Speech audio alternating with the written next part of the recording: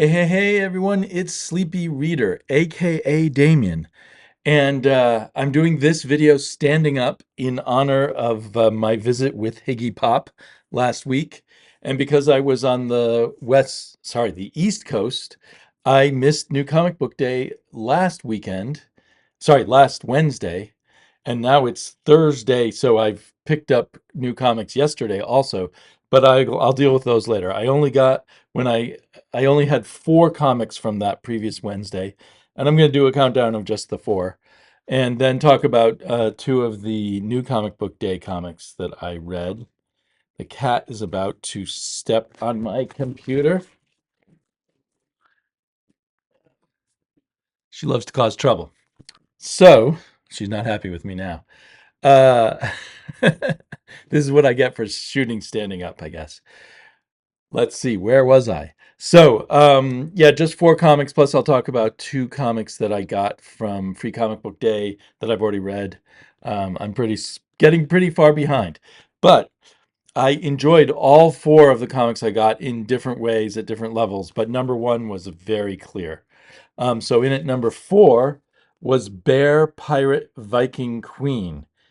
And this is a fantastic deal art-wise. The art in here is an incredible experience. It's a bit Bill Sienkiewicz-ish, but there's something more going on. There's something very surreal and dreamlike about it, and perhaps about the story too.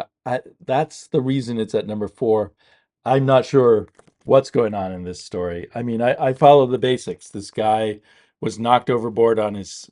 Well, here's my spoilers, but this I don't even know how this can be spoilers. But here's my interpretation of what I've read so far. Um, this guy was a sailor working for the Queen of England, got knocked off his boat by pirates.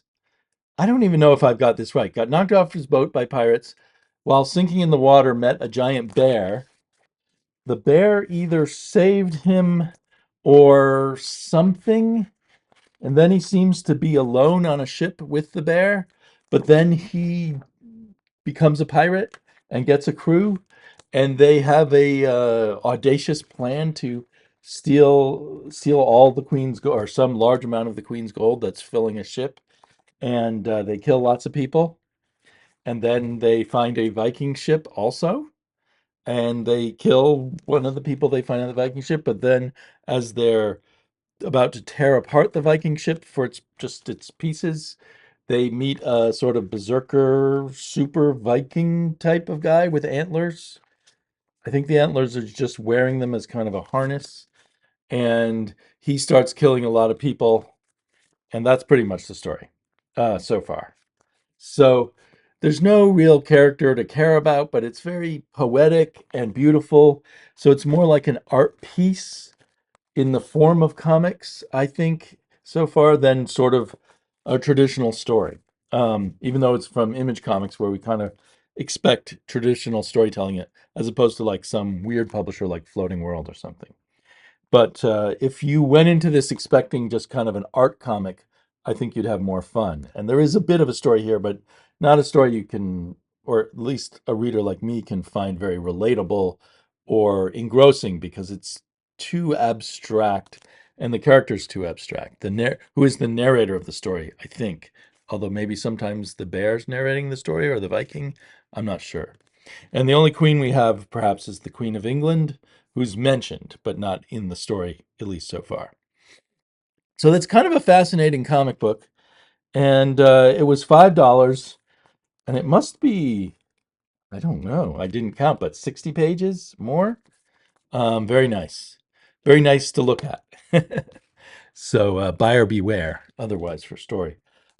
Space Ghost, I enjoyed this, but it didn't scratch that Space Ghost itch, because what Space Ghost has is a certain style, and they've thrown out the style, and they're sort of exploring the Space Ghost world more like it was, say, a very good DC superhero comic or something. So I enjoyed it on that level. And it's sort of, there were the two twins who were always hanging out with Space Ghost and their monkey, and it's sort of giving that all a kind of background and explanation. and the art is fun. Almost, it has a touch of the '90s art style to it, particularly when we're showing off Space Ghost muscles. Yeah, like that. So it's kind of cool art and everything. And a kind of a modern traditional superhero story in a way, or outer space superhero story. I could imagine this being like a Green Lantern story or something along those lines. But it's fun, and I think I have it on my pull list, and I'll let it ride. I think I have the Bear Pirate Queen on my pull list, Viking Queen on my pull list too. And I guess I'll let it ride for another issue. But if it's going to go on for a long time, I mean, I've kind of had the experience of the surreal art and everything. And there's no story that's saying, "Oh, I want to know what happens next." Um, I definitely want to know what happens next with Lester of the Lesser Gods, just for the laughs. It's just going to be uh, a a sort of mock heroic fantasy full of low humor. Lots of mentions of the dangling bits of the males and that sort of thing. We got a cat woman and who's probably a mutant grown of cats. Lester had a really good one shot earlier on. I don't know, 2 years ago maybe, and I was really excited for this to come out. It's kind of like Gru, but more lowbrow in a way. So anyway, a lot of fun. It's a 3-issue miniseries. I'm totally on it. The art was really cool. It's not by Eric Powell. Eric Powell's one of the writers, but the art's by Gideon Kendall. But it's just right for sort of, yeah. It's got kind of a Mad Magazine meets Dungeons and Dragons meets Groove kind of feel to it overall, and I loved it. But I by far loved Savage Sword of Conan #2. This left Savage Sword of Conan #1 in the dust. This had such a spot on Conan story, written by Jim Zub, drawn by an artist I thought I was familiar with, Richard Pace. There's the contents page, but that's not Richard Pace art. That's a nice blow up of some tasty Patrick Zurcher art from the backup. But this story, which was kind of a Conan horror story, which is totally a legitimate part of what Conan does. What Robert E. Howard did with Conan. He kind of used Conan for a variety of stories, including horror stories. Um, but it gives us a spot on Conan, the sort of human being. I mean, I know he's kind of the superhuman in a sense amongst humans. He survives where almost no one else does, but he has his human side, and survival is a big part of the world of the Hyborian Age. And but when you can, you make friends and you have loyalties, but that doesn't always work out. And so I feel like it was just the right touch for Conan's character. So I'm tempted to say this is the very best story Jim Zub has done so far. Um, Jim Zub is for those who don't know, he's the main writer on the Color Conan series that's out right now. But there's the previous um, previous Savage Sword had a decent story by John Arcudi with art that was kind of a total failure in a way that wasn't all the artist's fault because of printing errors. But this artist, Richard Pace, this really made me think again of my sort of statement that comic book artists are the co-writers of the story. This story would not be anything like this with a different artist. It might be good, but I think this artist just gives us a story that he creates the language of the story in a way that makes it so powerful and pleasurable. So he didn't. I don't think he used any actual gray tones. Or no, I'm wrong. Right there's a gray tone, kind of a dot tone, I think. But for the most part, he just scratched away with his pen, um, going crazy with it at times, but in a way that really worked. I enjoyed the loose roughness of it. It captured something about the whole raw nature of this story. Um, and yeah, I'm not going to say anything about the actual story, but I just was really impressed by the pacing of the story, the art, the mood, the the horrificness of it, the sense of Conan as the survivor, also Conan as the human being. But he's the tough guy first, but he's still a human being underneath all that. So yeah, fantastic. And then the Patrick Zurcher story uh, is just a few pages continuing his story about Solomon Kane, another character created by Robert E. Howard, the creator of Conan. And it moves along fine. I feel like it's enjoyable, really good art. Patrick Zurcher is doing peak work here for him, I think. And he's really well suited to black and white. But there's a pinup. I wonder if that's by Zaffino, I believe. I wonder if they'll get Zaffino eventually to do a whole story. Um, Probably much easier making money just doing pinups like that than illustrating a full story with all the different stuff you have to do.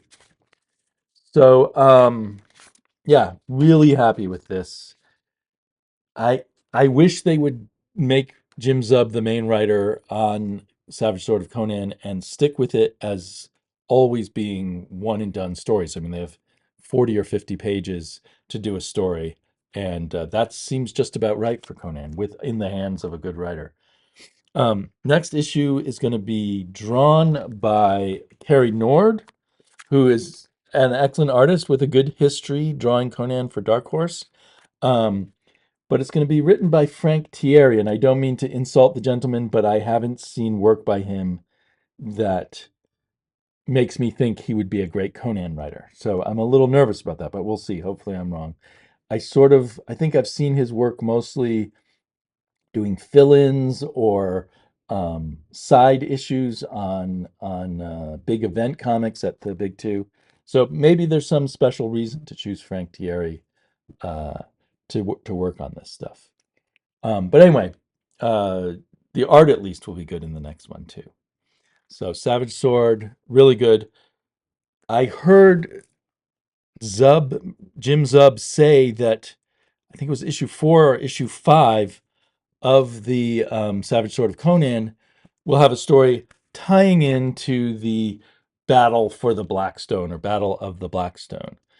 So what we got in this, so that this was my number one and well deserved. And now I'm not ranking these two free comic book day books, but this was like an issue 0 to an upcoming sort of, I mean, they've been building up to it in the color comic anyway, but this is building up to it even more. A big sort of battle for the Blackstone that apparently is now, I was suspecting, but now it's quite clear that they're going to bring in a whole bunch of Robert E. Howard characters. We've already brought Cull into the story in the regular comic. So a bunch of these characters are going to come in for this battle of the Blackstone. So we're going to get a lot of time travel, a gathering of the forces. Jim Zub has done a great job so far, but this does taste of the formula of a lot of DC and Marvel event comics, and that makes me nervous. But maybe he'll pull it off. But I am a little miffed that it's going to also tie into Savage Sword of Conan because ultimately the Conan stories I like best are mostly standalone. Um, but they're doing a really good job here. If they can continue to do a mostly standalone book with Savage Sword of Conan and then have the color comics be some kind of large epic story, that's fine with me. Again, as long as someone as good as Jim Zub is working on them. And so Jim Zub and these fantastic artists, because I don't think I particularly noticed Jim Zub's work at Marvel on Conan. Jerry Duggan was my favorite Conan writer then. Um, but now that he's probably refined his Conan writing abilities, but also he's getting A-level artists to work with, and that makes a big difference.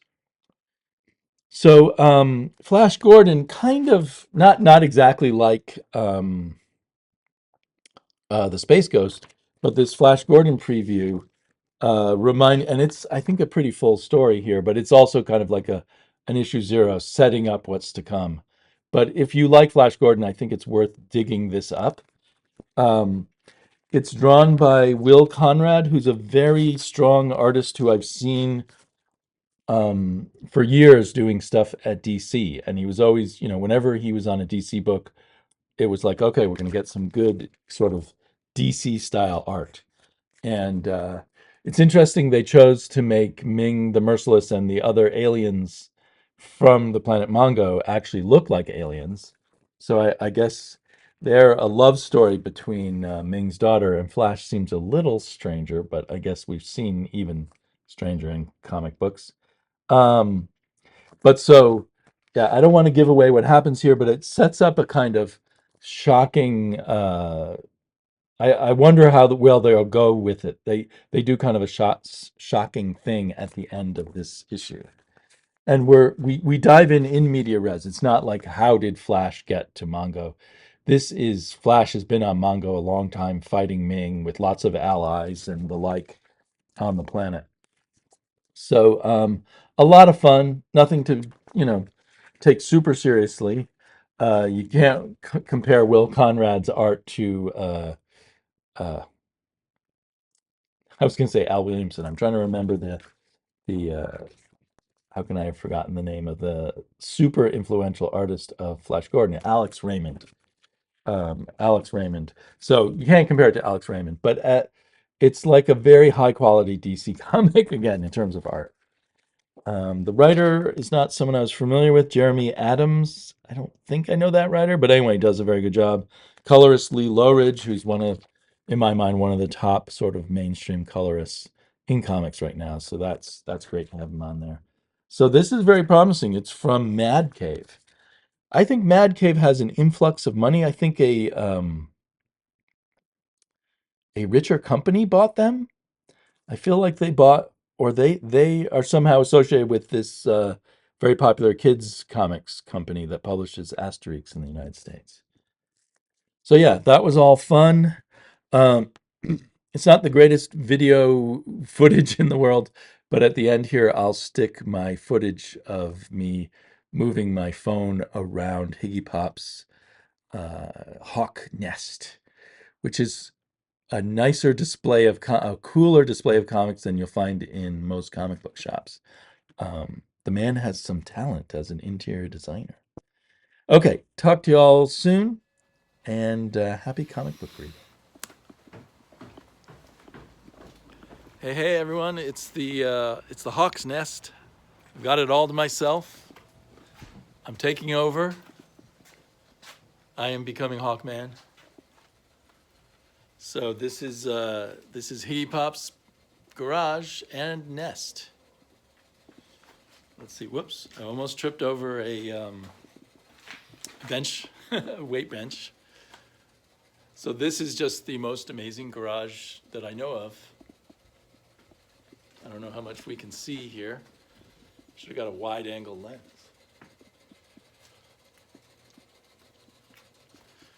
Higgy and I have had lunch and went to 2 comic shops. It's free comic book day. As usual, I bought a lot, especially at Second Alarm Comics, which has all kinds of crazy good back issues and other things. Well, almost tripped over some weights again.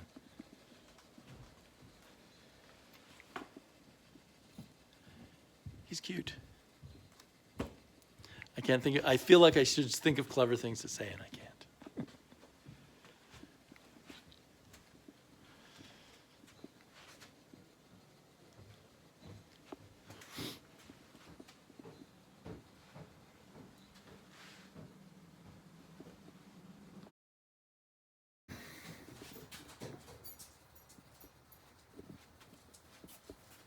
It's Hot Dog.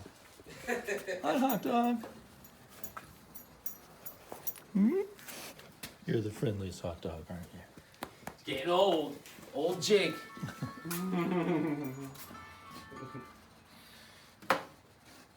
This is issue number 27. Come straight from heaven. Yes. All dogs go to heaven. My daughter loves your rhymes. She'll say, did Higgypop do any new rhymes today?